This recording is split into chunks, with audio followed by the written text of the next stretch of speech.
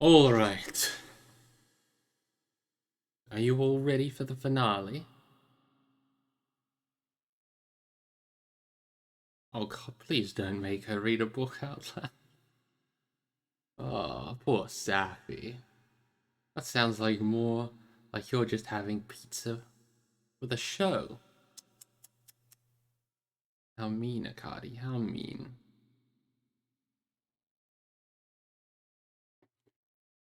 But we are on the last chapter, 22, The Breaking of the Fellowship, page 444.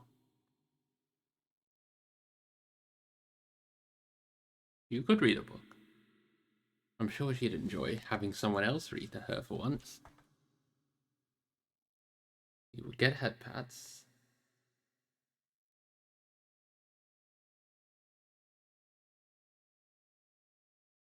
We have a special relationship, but that's a secret, Brick. You're going to have to investigate or interrogate. But I'm sure you'll learn.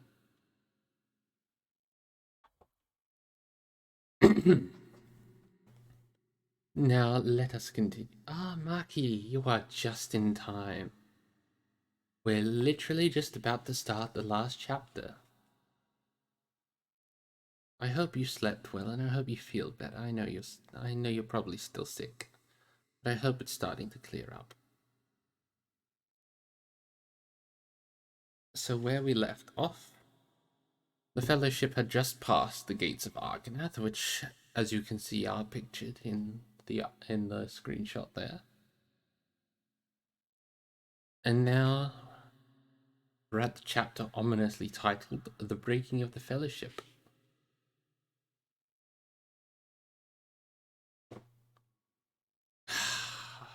Akadi, poke me after stream. Maybe I'll have a think about a redeem like that.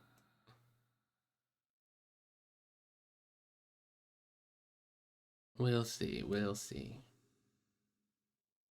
Because on the one hand, it's an interesting idea. On the other hand, I can't reveal too much, can I? Because it's the mystery that keeps you coming back. Like why you hear screams from the basement.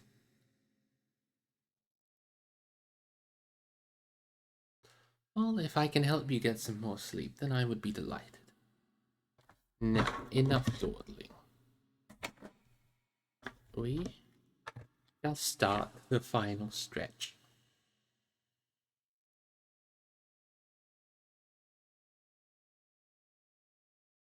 Aragorn led them to the right arm of the river. Here upon its western side, under the shadow of tall Brandir, a green lawn ran down to the water from the feet of Armon Hen. Behind it rose the first gentle slopes of the hill clad with trees, and trees marched away westward along the curving shores of the lake. A little spring fell tumbling down and fed the grass.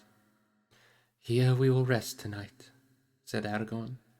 This is the lawn of Parth Galen, a fair place in the summer days of old. Let us hope that no evil has come here yet. They drew up their boats on the green banks, and beside them they made their camp. They set a watch, but had no sight nor sound of their enemies. If Gollum had contrived to follow them, he remained unseen and unheard. Nonetheless, as the night wore on, Aragorn grew uneasy, tossing oft in his sleep and waking. In the small hours he got up, came to Frodo, whose turn it was to watch. "Why are you waking?" asked Frodo. "It is not your watch." "I do not know," answered Aragorn, "but a shadow and a threat has been growing in my sleep. It would be well to draw your sword." "Why?" said Frodo. "Our enemy is at hand. Let us see Sting, and what it may show," answered Aragorn. Frodo then drew the elf blade from his sheath. To his dismay, the edges gleamed dimly in the night. "Orcs," he said. "Not very near, and yet too near it seems." "I feared as much," said Aragorn. but maybe they are not on this side of the river. The light of Sting is faint, and it may point to no more than spies of Mordor, roaming on the slopes of Armon Lor. I have never heard before of orcs upon Armon Hen, yet who knows what may happen in these evil days, now that Minas Tirith no longer holds secure the passages of the Anduin. We must go warily tomorrow. Hello, Mocko. Welcome, welcome. Unfortunately, Safi is not here today. I am in charge. But don't worry, you'll see her next week, I'm sure of it.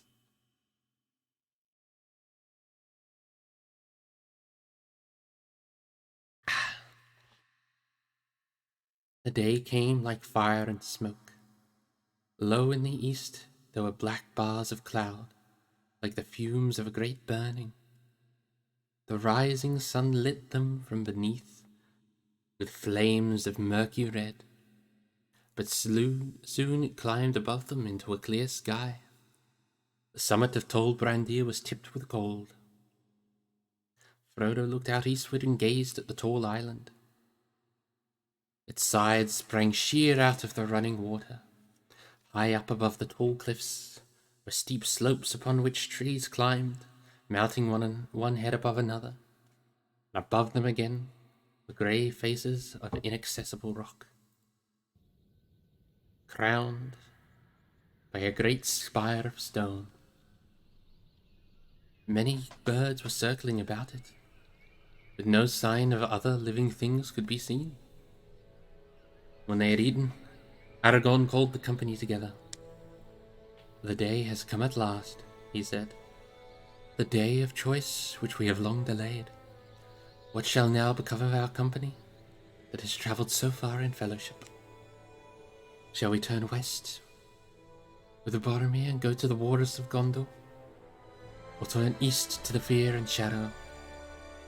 Or shall we break our fellowship and go this way and that as we each may choose? Whatever we do must be done soon. We cannot long hold here. The enemy is on the eastern shore, we know, but I fear that the orcs may already be on this side of the water." There was a long silence in which no one spoke or moved. "Well, Frodo," said Aragorn at last, "I fear that the burden is laid upon you. You are the bearer appointed by the council. Your own way you alone can choose. In this matter I cannot advise you. I am not Gandalf, though I have tried to bear his part. I do not know what design or hope he had for this hour, if indeed he had any.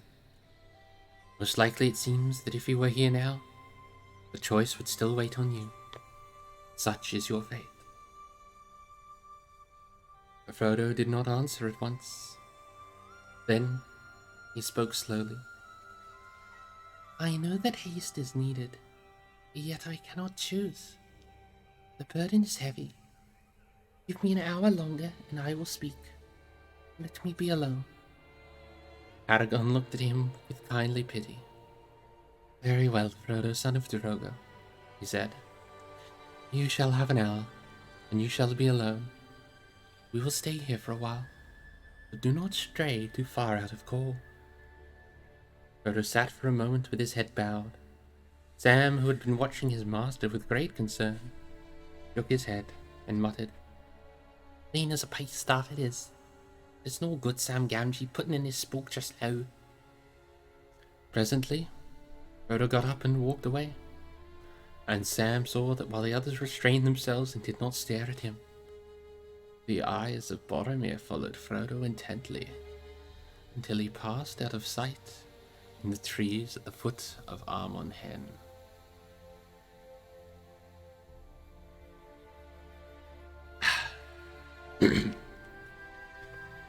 Wandering aimlessly at first in the wood, Frodo found that his feet were leading him up towards the slopes of the hill. He came to a path, the dwindling ruins of a road long ago, and steep places of stone that had been hewn. But now they were cracked and worn, and split by the roots of trees. For some while he climbed, not caring which way he went, until he came to a grassy place. Rowan trees grew about it, and in the midst was a wide, flat stone. The little upland lawn was open upon the east, and was filled now with the early sunlight. Frodo halted and looked out over the river. Far below him to Tall Brandir, and the birds wheeling in the great gulf of air between him and the untrodden isle. The voice of Rhoros was a mighty roaring, mingled with a deep throbbing boom. He sat down upon the stone and cupped his chin in his hands, staring eastwards, but seeing little with his eyes. All that had happened since Bilbo left the Shire was passing through his mind, and he recalled and pondered everything that he could remember of Gandalf's words. Time went on, and he was still no nearer to a choice. Suddenly he awoke from his thoughts. A strange feeling came over him. Something was behind him. That unfriendly eyes were upon him. He sprang up and turned, but all that he saw was, to his surprise, Boromir, and his face was smiling and kind. "I was afraid for you, Frodo," he said, coming forward. "If Aragorn is right and orcs are near, then none of us should wander alone, and you least of all. So much depends on you, and my heart is too heavy. May I stay now and talk for a while, since I have found you? It would comfort me. Where there are so many, all speech becomes debate without end, but two together may perhaps find wisdom."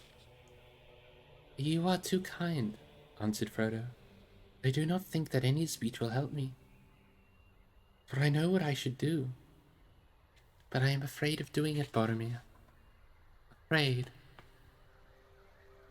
Boromir stood silent. Rhoros roared endlessly on. The wind murmured in the branches of the trees, and Frodo shivered. Suddenly, Boromir came and sat beside him. "Are you sure that you do not suffer needlessly?" he said. "I wish to help you. You need counsel in your hard choice. Will you not take mine?" "I think I know already what your counsel will give, Boromir," said Frodo, "and it would seem like wisdom, but for the warning of my heart." "Warning? Warning against what?" said Boromir sharply. "Against delay. Delay against the way that seems easier. Against refusal of the burden that is laid upon me. Against, well, if it must be said, against trust in the strength and truth of men." "Yet that strength has long protected you far away in your little country, though you knew it not." "I do not doubt the valor of your people, but the world is changing. The walls of Minas Tirith may be strong, but they are not strong enough. If they fail, what then?" "We shall fall in battle valiantly, yet there is still hope that they will not fail." "No hope while the ring lasts," said Frodo. "Ah, the ring!" said Boromir, his eyes lighting. "The ring! Is it not a strange fate that we should suffer so much fear and doubt for such a small thing? So small a thing, I have seen it only for an instant in the House of Elrond. Would I not have a sight of it again?" Frodo looked up. His heart went suddenly cold. He caught the strange gleam in Boromir's eyes, yet his face was still kind and friendly. "It is best that it should lie hidden," he answered. "As you wish. I care not," said Boromir. "Yet may I not even speak of it? Or you seem ever to think only of its power in the hands of the enemy, of its evil uses, not of its good. The world is changing, you say. Minas Tirith will fall if the ring lasts. But why? Certainly if the ring were with the enemy. But why if it were with us?" "Were you not at the council?" answered Frodo. "Because we cannot use it, and what is done with it turns to evil." Boromir got up and walked about impatiently. "So you go on," he cried. Gandalf, Elrond, all these folk have taught you to say so. For themselves they may be right, these elves and half-elves and wizards.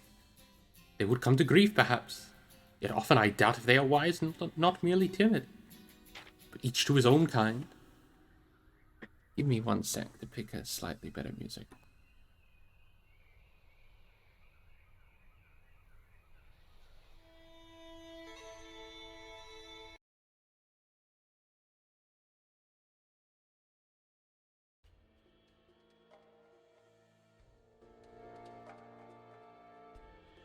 There we go, that's more fitting with the current mood. True-hearted men, they will not be corrupted. We of Minas Tirith have been staunch through long years of trial. We do not desire the power of wizard lords, only the strength to defend ourselves. Strength in a just cause. And behold, you now need, chance brings to light the Ring of Power. It is a gift, I say. A gift to the foes of Mordor. It is mad not to use it, to use the power of the enemy against him. The fear, the ruthless, these alone will achieve victory. What could not a warrior do in this hour? A great leader. What could Aragorn do? Not do. Or if he refuses, why not Boromir? The ring would give me power of command. I would drive the hosts of Mordor, and all men would flock to my banner. Boromir strode up and down, speaking ever more loudly. Almost he seemed to have forgotten Frodo, while his talk dwelt on walls and weapons, and the mustering of men. And he drew plans for great alliances and glorious victories to be. And he cast down Mordor, and became himself a mighty king, benevolent and wise. Suddenly he stopped, and waved his hand. And they tell us to throw it away, he cried. I do not say destroy it. That might be well, if reason could show any hope of doing so. It does not. The only plan that is proposed to us is that Halfling should walk blindly into Mordor and offer the enemy every chance of recapturing it for himself. Folly! Surely you see it, my friend, he said, turning now suddenly to Frodo. You say that you are afraid. If it is so, the boldest should pardon you. But is it not really your good sense that revolts? No, I am afraid, said Frodo. Simply afraid, but I am glad to have heard you speak so fully. My mind is clearer now. Then you will come to Minas Tirith, cried Boromir. His eyes were shining, and his face was eager. You misunderstand me, said Frodo. But you will come, at least for a while, Boromir persisted. My city is not far now, and it is little further from there to Mordor than from here. We have been long in the wildernesses, and you need news of what the enemy is doing before you make a move. Come with me, Frodo, he said. You need rest before your venture, if you must go. He laid his hand on the hobbit's shoulder in a friendly fashion, but Frodo felt the hand trembling with suppressed excitement. He stepped quickly away, and eyed with alarm a tall man nearly twice his height, and many times his match in strength. Why are you so unfriendly? Said Boromir. I am a true man, neither thief nor tracker. I need your ring. That you know now. But I give you my word that I do not desire to keep it. Will you not at least let me make trial of my plan? Lend me the ring. No, no, cried Frodo. The counsel laid it upon me to bear. It is by our own folly that the enemy will defeat us, cried Boromir. How it angers me. Fool, obstinate fool! Running wilfully to death and ruining our cause. If any mortals have claim to the ring, it is the men of Númenor, and not halflings. It is not yours save by unhappy chance. It might have been mine. It should have been mine. Give it to me. Frodo did not answer, but moved away till the great flat stone stood between them. Come, come, my friend, said Boromir in a softer voice. Why not get rid of it? Why not free yourself of doubt and fear? You can lay the blame on me if you will. You can say that I was too strong and took it by force. I am too strong for you, halfling, he cried, and suddenly he sprang over the stone and leapt at Frodo. His fair and pleasant face was hideously changed. A raging fire was in his eyes. Frodo dodged aside and again put the stone between them. There was only one thing he could do. Trembling, he pulled the ring upon its chain and quickly slipped it on his finger, even as Boromir sprang at him. The man gasped, stared for a moment amazed, and then ran wildly about, seeking here and there among the rocks and trees. Miserable trickster, he shouted. Let me get my hands on you. Now I see your mind. You will take the ring to Sauron and sell us all. You have only waited your chance to leave us in a lurch. Curse you and all the halflings of death and darkness. Then, catching his foot on a stone, he fell sprawling and lay upon his face. For a while, it was as still as if his own curse had struck him down. Then suddenly he wept. He rose and passed his hand over his eyes, dashing away the tears. What have I said? He cried. What have I done?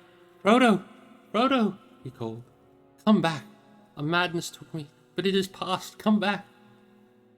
There was no answer. Frodo did not even hear his cries. He was already far away, leaping blindly up the path to the hilltop.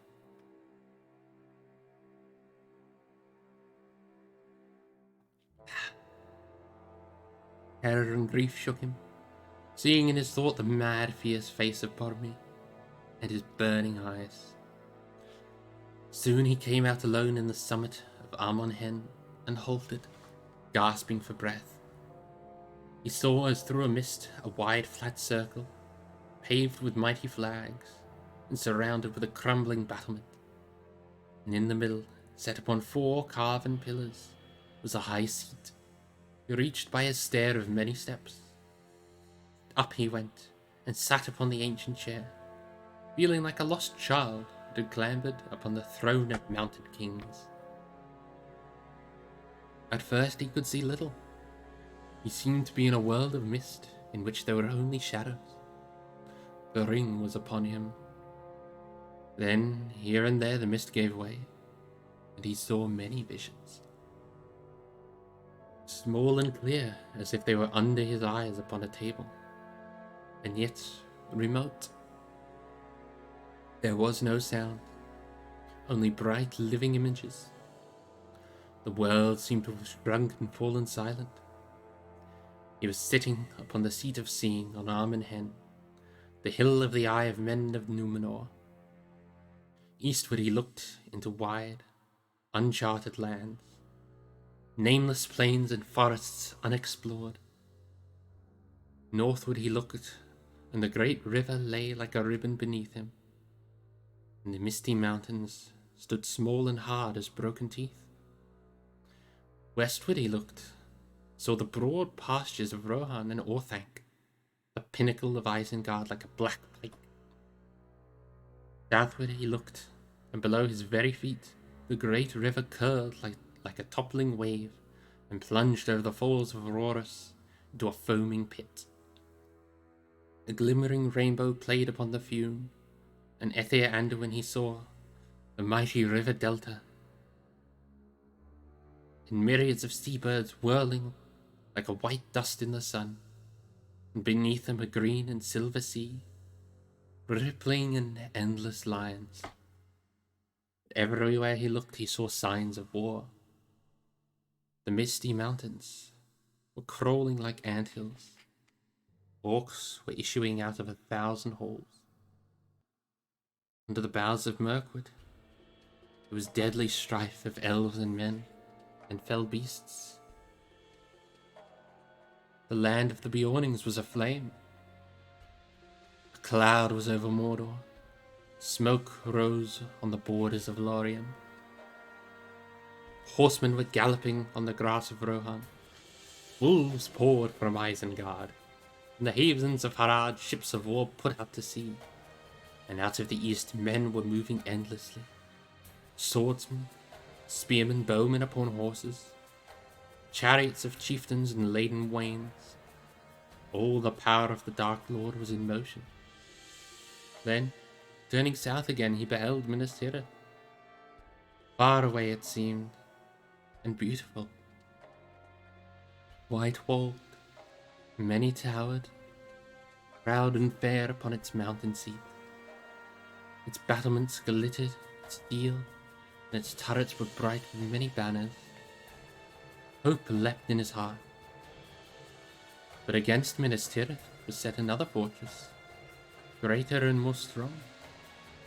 Thither eastward, unwilling, his eye was drawn. It passed the ruined bridges of Osgiliath, the grinning gates of Minas Morgul, and the haunted mountain. It looked upon Gorganoth, the valley of terror in the land of Mordor. Darkness lay there under the sun. Fire glowed amidst the smoke. Mount Doom was burning, and a great reek rising. Then at last his gaze was held. Wall upon wall, battlement upon battlement, black, immeasurably strong. Mountain of iron, gate of steel, tower of adamant. He saw it. Barad-dûr, fortress of Sauron. All hope left him.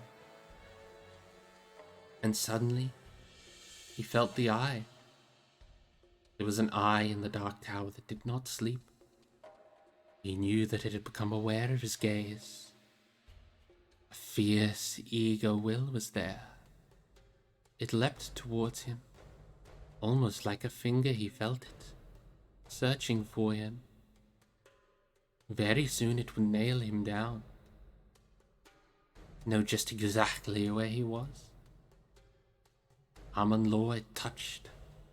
It glanced upon Tol Brandir.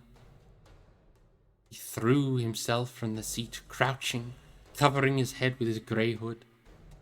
He heard himself crying out, "Never, never!" Or was it, "Verily, I come to you"?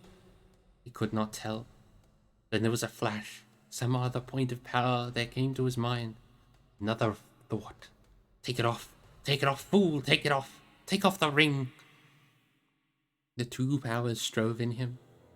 For a moment, perfectly balanced between their piercing points, he writhed, tormented.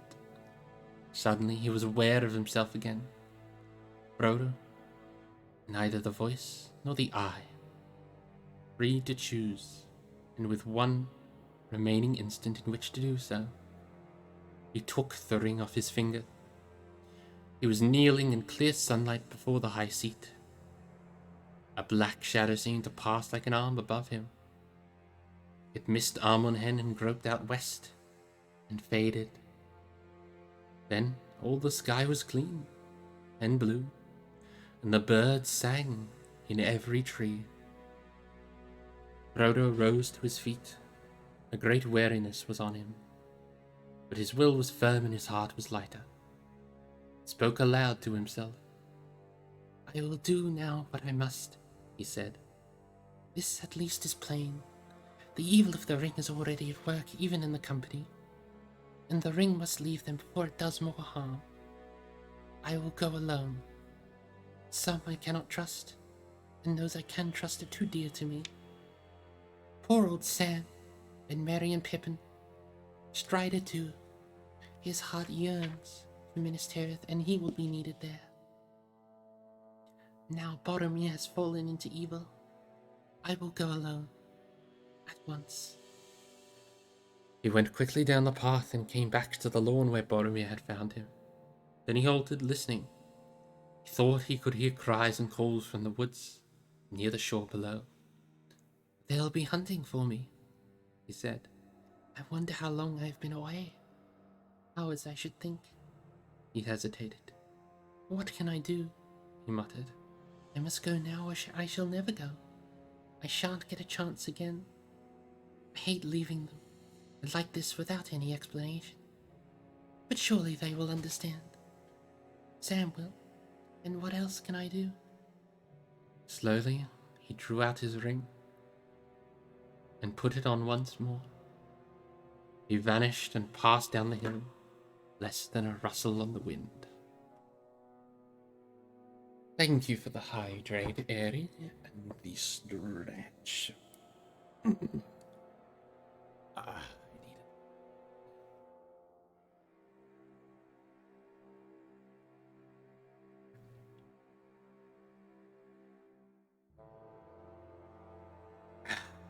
How are you, Airy? Have you been looking after yourself? It's always lovely to see you come around. The others remained long by the riverside. For some time they had been silent, moving restlessly about, but now they were sitting in a circle and they were talking. Every now and again they made efforts to speak of other things, of their long road and many adventures. They questioned Aragorn concerning the realm of Gondor and its ancient history, and the remnants of the great works that could still be seen in this strange borderland of Emyn Muil. The Stone Kings and the seats of Lor and Hen, and the great stair beside the Falls of Rhoris. But always their thoughts and words strayed back to Frodo and the ring. What would Frodo choose to do? Why was he hesitating? Pardon me. He is debating which course is most desperate, I think, said Aragorn. And well he may. It is now more hopeless than ever for the company to go east, since we have been tracked by Gollum, and must fear that the secret of our journey is already betrayed. But Minas Tirith is no nearer to the fire, and the destruction of the burden.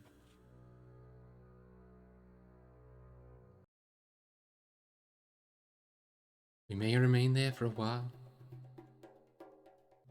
and make a brave stand, but the Lord Denethor and all his men cannot hope to do what even Elrond said was beyond his power, either to keep the burden secret, or to hold off the full might of the enemy when he comes to take it. Which way would any of us choose in Frodo's place? I do not know. Now indeed we miss Gandalf most. Grievous is our loss, said Legolas, yet we must needs make up our minds without his aid. Why cannot we decide, and so help Frodo? Let us call him back and then vote. I should vote for Minas Tirith. Sure, so should I, said Gimli. We, of course, were only sent to help the bearer along the road, to go no further than we wished, and none of us is under any oath of command to seek Mount Doom. Hard was my parting of Lothlorien, yet I have come so far, and I say this. Now we have reached the last chance. It is clear to me that I cannot leave Frodo. I would choose Minas Tirith, but he does not. If he does not, then I would follow him. And I too will go with him, said Legolas. It would be faithless now to say farewell. It would indeed be a betrayal if we all left him, said Aragorn. But if he goes east, that venture is desperate. As much so for 8 as for 3 or 2 or 1 alone. If he would let me choose, then I should appoint 3 companions. Sam, who could not bear it otherwise, and Gimli and myself. Boromir will return to his own city, where his father and his people need him, and with him the others should go. Or at least, Meriadoc and Peregrine, if Legolas is not willing to leave us. That won't do at all, cried Merry. We can't leave Frodo. Pippin and I have always intended to go wherever he went, and we still do. But we did not realise what this would mean. It seems so different, so far away, in the Shire or in Rivendell. It would be mad and cruel to let Frodo go to Mordor. Why can't we stop him? We must stop him, said Pippin, and that is what he is worrying about, I am sure. He knows we shan't agree to his going east, and he doesn't like to ask anyone to go with him. Poor old fellow, I imagine, Going off to Mordor alone. Pippin shuddered. But dear, the silly old hobbit, he ought to know that he doesn't have to ask. He ought to know that if we can't stop him, we shan't leave him. Begging your pardon, said Sam. I don't think you understand my master at all. He isn't hesitating about which way to go. Of course not. What's the good of Minas Tirith anyway? To him, I mean, begging your pardon, Master Boromir, he added, and turned. It was then that they discovered that Boromir, who at first had been sitting silent on the outside of the circle, was no longer there. Now where's he got to? Cried Sam, looking worried. It's been a bit queer lately to my mind. But anyway, he's not in this business. He's off to his home. As he always said, and no blame to him. But Mr. Frodo, he knows he's got to find the cracks of Doom, if he can. But he's afraid. Now it's come to the point he's just plain terrified. That's what his trouble is. Of course, he's had a bit of schooling, so to speak. We all have, since we left home. Or he'd be so terrified he'd just fling the ring in the river and bolt. But he's still too terrified to start. And he isn't worrying about us either. We'll go along with him or no. He knows we mean to. There's another thing that's bothering him. If he screws himself up to go, he'll want to go alone, mark my words. We're going to have trouble when he comes back, but he'll screw himself up all right, as sure as his name's Baggins.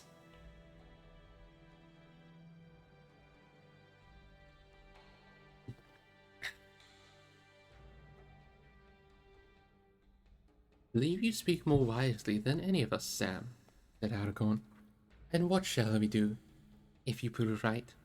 Stop him! Don't let him go! Cried Pippin. I wonder, said Aragorn. He is the bearer, and the fate of the burden is on him. I do not think that it is our part to drive him one way or the other. Nor do I think that we should succeed, if we tried. There are other powers at work, far stronger. Well, I wish Frodo would screw himself up and come back, and let us get it over with, said Pippin. This waiting is horrible. Surely the time is up.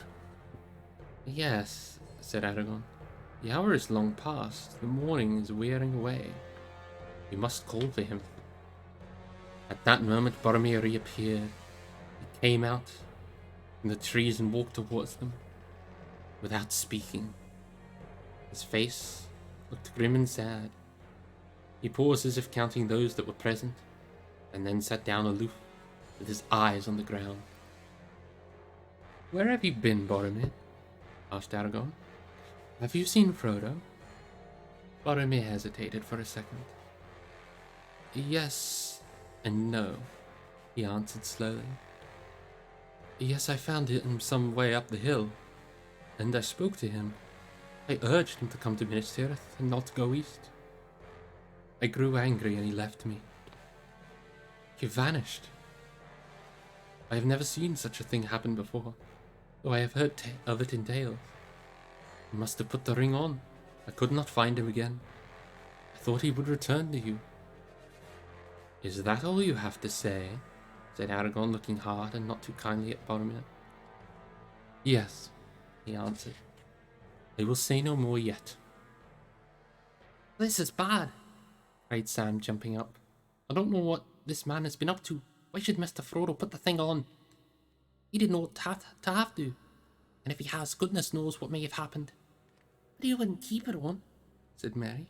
Not when he has escaped the unwelcome visitor. Like Bilbo used to. But where did he go? Where is he? Cried Pippin. He's been away ages now. Half an hour, maybe. Oh, I missed a section. How long is it since you saw Frodo last, Boromir? Asked Aragorn. Half an hour, maybe, he answered. Or it might be an hour. I have wandered for some time since. I do not know. Put his head in his hands and sat as if bowed with grief. An hour since he vanished, shouted Sam. We must try and find him at once. Come on. Wait a moment, cried Aragorn. We must divide up into pairs and arrange. Here, hold on, wait. It was no good. I took no notice of him. Sam had dashed off first. Merry and Pippin had followed, and were already disappearing westward into the trees by the shore, shouting, "Frodo! Frodo!" in their clear, high hobbit voices. Legolas and Gimli were running. A sudden panic of madness seemed to have fallen on the company. "We shall all be scattered and lost," groaned Aragorn. "Boromir, I do not know what part you have played in this mischief, but help me now. Go after those two hobbits and guard them at least, even if you cannot find Frodo. Come back to this spot if you find him or any traces of him. I shall return soon." Aragorn sprang swiftly away and went in pursuit of Sam. Just as he reached the little lawn among the rowans, he overtook him, toiling uphill, panting and calling, "Frodo!" "Come with me, Sam," he said. "None of us should be alone. There is mischief about, I feel it. I'm going to the top, to the seat of Armon Hen, to see what may be seen. And look, it is as my heart guessed. Frodo went this way. Follow me and keep your eyes open." He sped up the path. Sam did his best, but he could not keep up with the stride of the ranger, and soon fell behind. He had not gone far before Aragorn was out of sight. Sam stopped and puffed. Suddenly, he clapped his hand to his head. "Whoa, Sam Gamgee," he said aloud. "Your legs are too short to use your head. Let me see now. Boromir isn't lying, that's not his way, but he hasn't told us everything. Something scared Mr. Frodo badly. He screwed himself up to the point, sudden. He made up his mind at last to go. Where to? Off east? Not without Sam? Yes, even without his Sam. That's hard, cruel hard."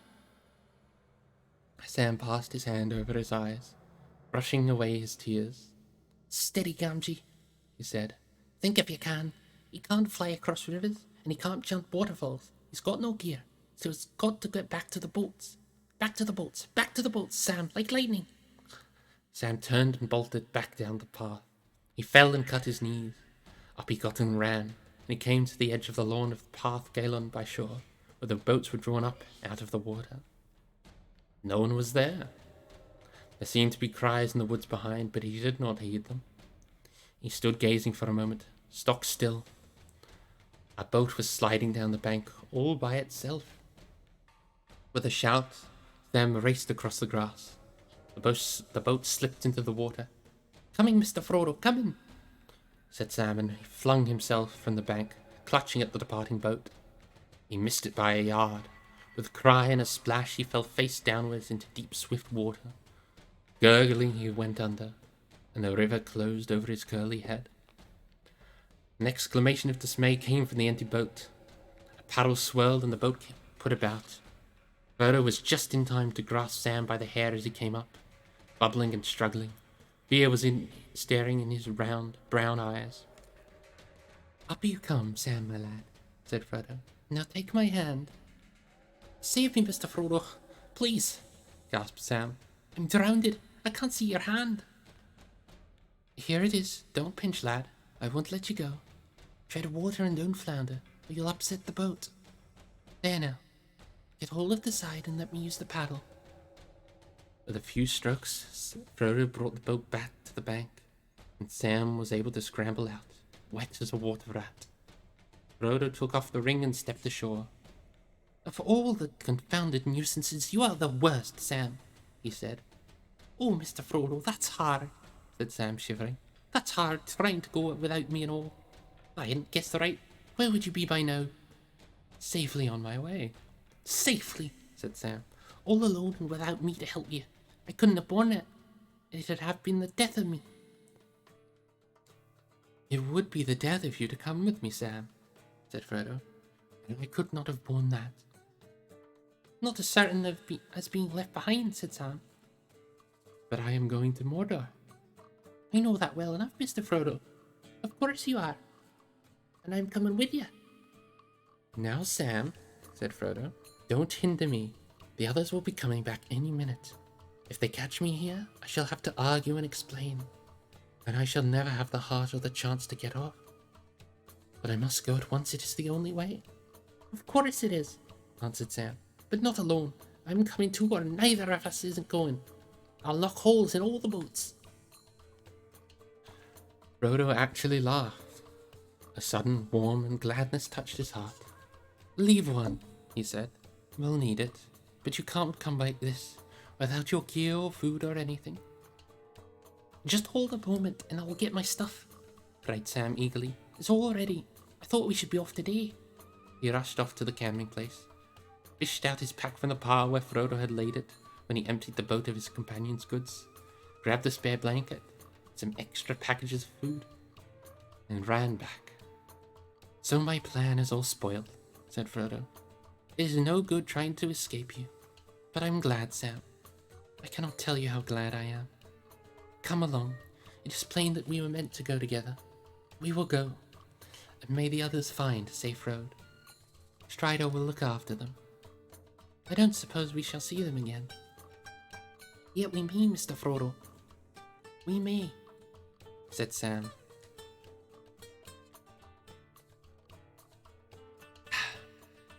So Frodo and Sam set off on the last stage of the quest together. Frodo paddled away from the shore, and the river bore them swiftly away, down the western arm, and past the frowning cliffs of Tol Brandir. The roar of the great falls drew nearer. Even with such help as Sam could give, it was hard work to pass across the current at the southward end of the island, and drive the boat eastward towards the far shore. At length they came to land again upon the southern slopes of Amon Lor. There they found a shelving shore, and they drew the boat out high above the water and hid it as well as they could behind a great boulder. Then, shouldering their burdens, they set off, seeking a path that would bring them over the grey hills of Emin Muil and down into the land of shadow. And that was page 458. We have finished all 22 chapters and all 187,790 words. Congratulations, that is the end of the Fellowship of the Ring.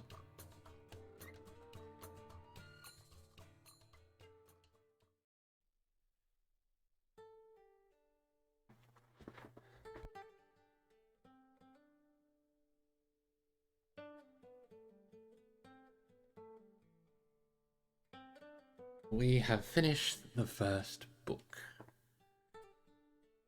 and my throat wants to kill me. So what did you all think? Yes, the book does actually end a little earlier than the movie.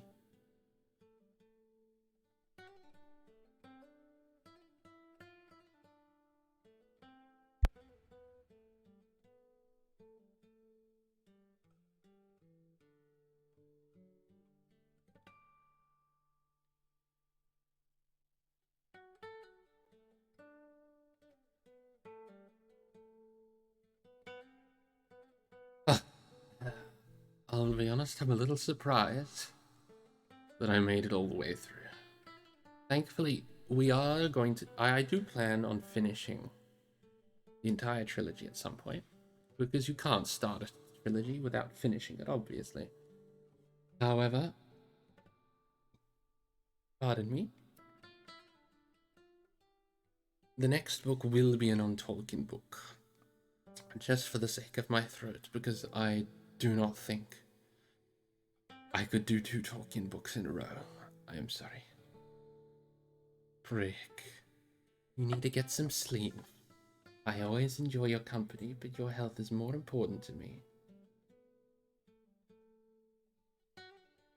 But yes, that is all 187,790 words. Thank you to all who came along.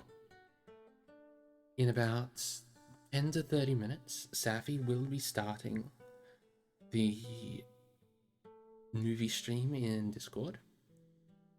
She will be hosting it in the classroom channel. She just needs to get ready for it. And now I think I should probably send you off somewhere. Yes, Avia, we are going to be watching a movie after this. We're actually going to be watching the first Lord of the Rings movie. We will not be watching the extended edition, unfortunately, because as crazy as it sounds, I know some people have not actually seen the Lord of the Rings movies. And while personally I think the extended is better, the theatrical releases are much better for your first watch, since they flow better. The extended is much more for the Lord of the Rings and Tolkien nerds. No, they are both great.